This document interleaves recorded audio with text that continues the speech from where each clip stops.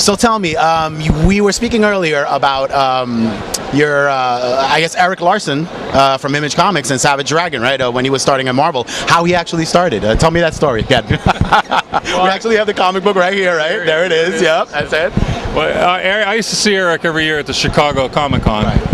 and he would show me samples, and they were pretty good. But it was kind of, it was a little different than what we needed at the time. Or I really had never had any opening for him when I would see him.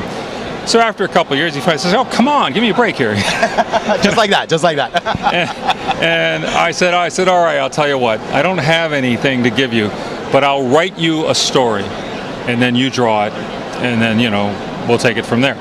So anyway, I wrote him a plot for this comic book. So not only does he get a shot at working at Marvel at just drawing a book, Thor, right? Yeah. But he gets it from Jim Shooter, the actual editor of Marvel at the time, right?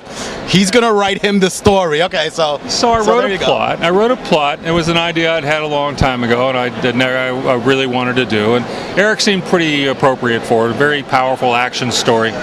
And so anyway, pretty much that same day, Stan Lee called me, and he was out on the West Coast. Who's that? I vaguely know that name. Vaguely. Well, I was running the comics then, and Stan worked in the animation studio, and he, he was on the West Coast and everything. So he called me up, and he said he had some time on his hands.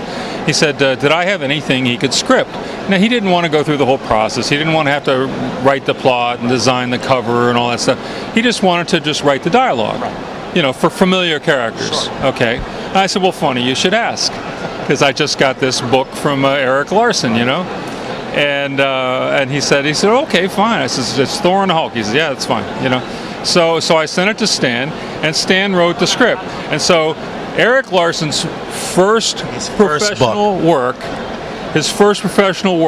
is a story, well, plotted by me, but written by Stan Lee.